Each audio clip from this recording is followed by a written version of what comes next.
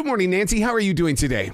I'm very well. How are you? Absolutely fantastic. Excited to talk about this because I'm one of those people that not only saw Midnight Cowboy in a theater, not a multiplex, but a physical theater. Then we went to the drive-in theater, and I swear to God, I've seen it on every format that it's ever been available.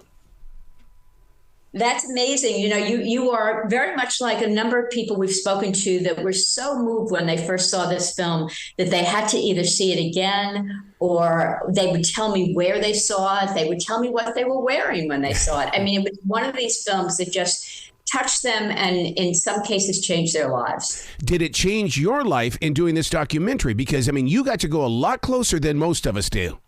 Well, you know, every documentary I do changes my life, but this one did especially because I did dig very deep and it was challenging. You know, there were so many themes that emerged and so many different ways to tell the story. And I found that actually the most honest and authentic way to tell it was just to let it breathe and tell it as if I were having a conversation. Let one theme emerge from the other, and ultimately create a tapestry of themes with lots of threads going in and out. So that was a challenge, but it was a lovely one, and I think it seems to be resonating. I think one of the things I remember my father telling me was he loved the movie because, first of all, he was a freak on Westerns. He loved Westerns. And yet it set him back when the movie came out in a modern world. And I think he accepted that in a way that touched him because all of a sudden, you know, all those Western stars were different in his eyes. Very interesting. You know, obviously in our film, we spend a lot of time focused on the Western and the changing in the concept of Westerns, the change of the mythology around Westerns. I think that there's no question that John Schlesinger was looking at that too. I mean, he called it Midnight Cowboy. He didn't call it, he didn't try to create the idea that this was a buddy movie. This was really about the Joe Buck character and Joe Buck performing as a cowboy. He doesn't pretend to be a cowboy, but he's performing like a cowboy. And he believes that his cowboy garb is going to attract women, which is also, you know, obviously misled. So there's the whole idea around Westerns was very, very important to me, especially as it pertained to Vietnam as well. Do you think the psychology behind that is because really almost every little boy grows up pretending to be a cowboy, and maybe we saw our own selves in this movie? Well, you know, we kind of get into that in our film where we talk about how we get a sense of right and wrong and morality through Westerns, and little do we realize that morality is not correct. That, you know, we're taking advantage of, you know, in the Western, the cowboys are the good guys and the Indians are the bad guys. And that couldn't be further from the truth. Mm-hmm. So, you know, and then if you translate that to Vietnam, a lot of the soldiers that fought in Vietnam grew up on Westerns as well. So their concept of fighting indigenous people is also kind of warped. I think that's a really important concept that at least I believe it was a reason that we spend some time on that in our film, because people begin to question the Vietnam War in the beginning of the 60s. And that kind of questioning is what begins to unleash an attitude about authority in general and allows for the gay rights movement and the women's liberation movement and the Black civil rights movement. All of these movements really emerge out of our decision to question a war that our country is fighting. So I found it was all connected and worth looking at. You bring it up at such a great time in history. I mean, 10 years ago, you know, things were different in the world, but today this documentary needs to be experienced as well as explained, because it's just one of those things that we need right now. And it's almost like right place, right time, Nancy. Well, thank you very much. I think that, to be honest with you, I think it would almost be... This documentary and Midnight Cowboy could be seen in almost any decade. There's something timeless about that film because it reminds us how important it is to question authority and how important it is also to care about each other. At the end of the day, Midnight Cowboy is about the human condition. And it's about the need for people to connect to each other and to care about each other and to try to save each other, no matter where you are in the in the ladder, in society, no matter what rung you're on, everybody deserves salvation. And I think that could have been made anytime. Listeners, you need to understand that this documentary is going to be in movie theaters. This isn't going to be something you're going to quickly jump onto a streaming channel and find. And I love the idea that you're putting it in theaters, because we need to experience it on that larger screen, because I think it's going to go deeper into our soul by making it bigger than life. Well, thank you so much for saying that. We are in theaters. We just opened at the Film Forum in New York and at the Laemmle Theaters in LA, and we've got a long list of theaters. If anybody's interested, they can go to zeitgeistfilms.com that has the entire list, and we'll be advertising each theater as well on our social media. But I appreciate what you say about the larger than life quality. In fact, the interviews that we do are those people that we're interviewing in our film, they're very much larger than life. We shoot them close up. It's very intimate, and they're very invested in that movie. And I think the interviews really do help guide the viewer through these multitude of themes. Speaking of those conversations, was John Voight pretty much open to talk about it? Because I know that one scene that makes me giggle like a child when he says that he wanted to say something that was very poetic. I love the fact that it was very raw and it didn't go poetic because it showed his human self. I agree. He was a terrific interviewee, and he was very invested in the Midnight Cowboy itself and the film. That film changed his life. That was probably his first major role, mm-hmm. and he hit it out of the park. And he proved he was a serious actor. Up until then, he'd just been doing some television things, and not very successfully, I might add. So, this was a very important part for him, but it was also a bonding experience for him with Dustin Hoffman, with John Schlesinger. They all bonded in a pretty unique way, which is fascinating because in many ways, that's what Midnight Cowboy is about. Is bonding. You bring up a really interesting point about them bonding, and the reason why I say that is because you say that it was interesting to see these actors in real life get together. Well, that's what the whole theme of the show is about, is it not? The movie, it's about an unlikely friendship. So I mean, it was like they were acting it out in real life as well as on film. Very much so, and they still feel that way. I mean, unfortunately, Dustin Hoffman wasn't available for an interview, but John was very interested in whether or not Dustin was going to be in our film, and obviously wanted him to be in it. I mean, I think there's a genuine caring among all the people that are in the film who are still alive, and there's a genuine sadness about those who are not. This, as I say, this film really changed their lives as much as it's changed ours. How many people have you talked with that look at the film and look at the city of New York behind them as a picture postcard from the past, and they embrace that unbelievable New York scene, because we've all fallen in love with that, and this film takes place in that, but it's in a different time period, but I still really love it. When you say still, I think people really do love it, and many of them miss it. Yes. I think one thing, though, I just want to point out is that people who look back on that period, particularly the Times Square, the very seedy, gritty Times Square, and they tend to romanticize it a lot. There were a lot of very sad people who were living in Times Square then. I'm not saying that the Disneyfication of Times Square is any better. I think that also has its drawbacks, but let's not forget that there were people who were really struggling, and those people had to find somewhere else to live. And we see my concern about today is that we have so many people still living on the streets. Yep. And so many people, there's so much economic disparity at this time. And it didn't start here. We see that economic disparity in the Midnight Cowboy. And I don't know, it's just, I'm not sure much has changed, and that's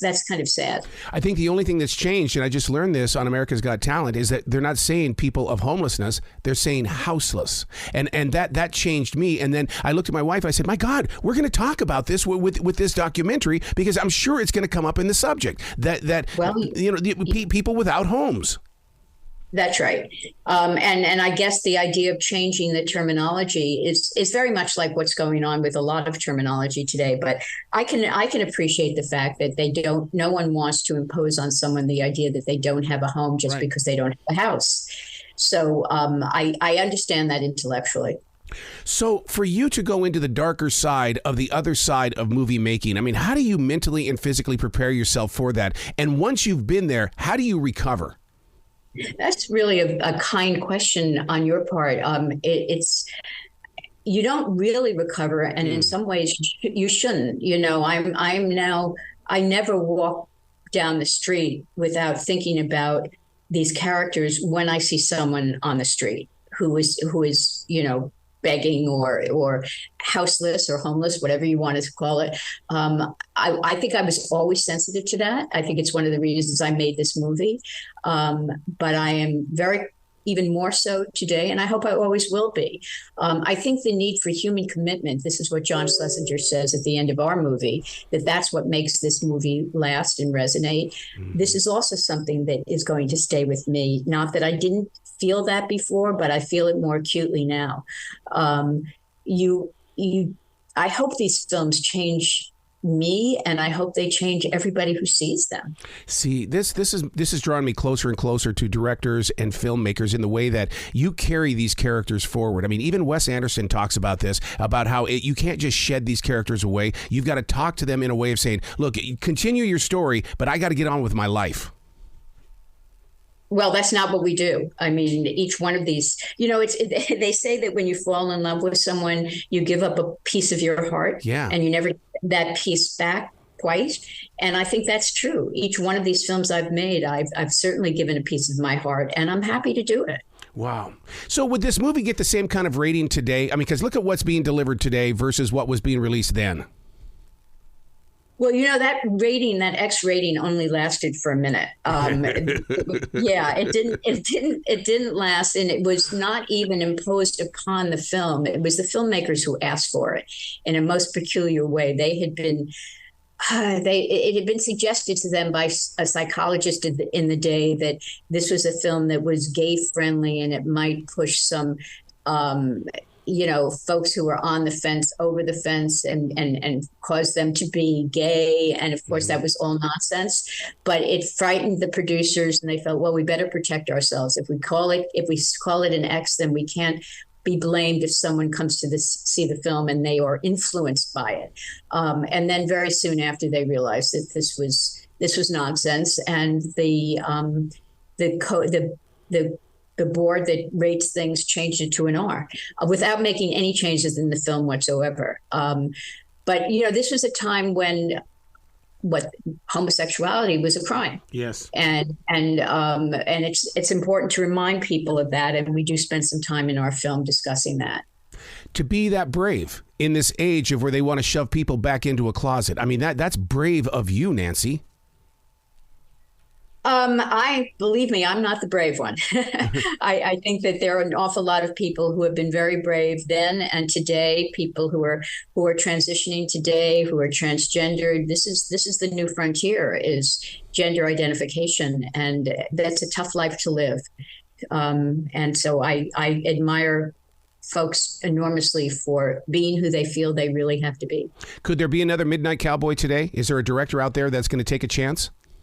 I think there are other Midnight Cowboys. I think that there are a lot of, what's unique about Midnight Cowboys, it was made by a regular movie studio. It was made by United Artists. But there are an awful lot of independent films that are looking at these subjects and dealing with the gender dystopia, the gender transitioning, gay life in an open way that had not been done before. I mean, there's so many independent films that are asking very deep, serious questions about society, about systemic justice or injustice, I should say. There are a lot of courageous filmmakers out there. I'm very glad to be considered one, but I don't think I'm very courageous compared to many independent filmmakers that are dealing with very, very sensitive subjects. See, and the one thing that I felt like that you're the conversation starter. You're the one that makes people go, oh wow, and then the conversation begins. At least you placed it out here for us. Thank you so much. I think that Midnight Cowboy is the conversation starter. And all we did was embrace that film and say, let's continue the conversation. And in fact, that's the way I created the structure of the film, was by having a conversation. But I really appreciate that. I hope this conversation continues well past our film. The soundtrack itself, you know how we are with music. We get our own interpretation. Did you do any research on people connecting that soundtrack to what they also heard on the radio? Because mental pictures sometimes, listeners, if they didn't see the movie, they won't understand why that song was selected for that particular scene. Are you talking about my soundtrack or Midnight Cowboy? How about let's use both, because when people see the documentary, that when they hear a song on the radio, they're going to make a connection now. But if they don't see the documentary, it's just another song. That's what I don't want. I think music has a brighter spot in our hearts, and it needs a stronger purpose. Well, thank you. That's well said. The score for Midnight Cowboy is considered one of the great scores, right? And we don't use all of it. We use it a little bit. We can't use all of it. It's kind of prohibited. But we also use other songs from the era, and that was purposeful because I wanted people to feel that they were immersed in that era. So I hope people will watch our film because I think they'll enjoy those songs very much. There's some unusual choices in there, from Janis Ian to The Toys. I think they'll enjoy these songs very much. The song selection, I realized it was about the era because I guess I'm that old guy that when he hears a song, it does take me back there right away. What else did you use to put us back there outside of the pictures of New York and things like that? Because there's something about this documentary that is creating a relationship in my heart. Well, thank you. I think it is the archival footage and the stills that come from New York, from that era, that puts you back there. And what we do is we integrate the actual archival from New York in that day with some of the actual shooting of Midnight Cowboy. So you can see how authentic the depiction of New York was. And that's what made Midnight Cowboy so unusual. Up until then, even if a film had a message, it was still delivered in a pretty slick package. And I don't say that to criticize, because some of these films are extremely enjoyable and they do get their message across. But John Schlesinger came from he was a documentary filmmaker initially. He made hundreds of films for, the BBC and other places in Great Britain. And Midnight Cowboy is his fourth feature. And he comes to the United States to make this movie. He was kind of an outsider. He wasn't a New Yorker. He wasn't an American. And he sees New York as many outsiders see it. He sees it for all its grittiness and all its seediness, and also for its love. And he chooses to make this in that very realistic way.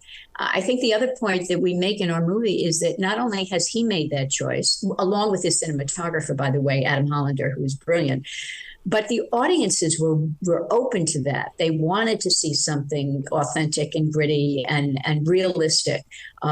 They were going through all these, these protests around the war and around, looking at society in a way that they hadn't before. And they wanted to see their movies do the same. Yeah. Oh, my God. I could talk to you all day, Nancy. My God. You got to come back to the show anytime in the future. The door is always going to be open for you. It would be my pleasure. I challenge you to break down the movie Urban Cowboy, because I think that movie has got a lot of hidden scenes and a lot of hidden stories in it as well. So I look forward to everything that you are bringing forward to us.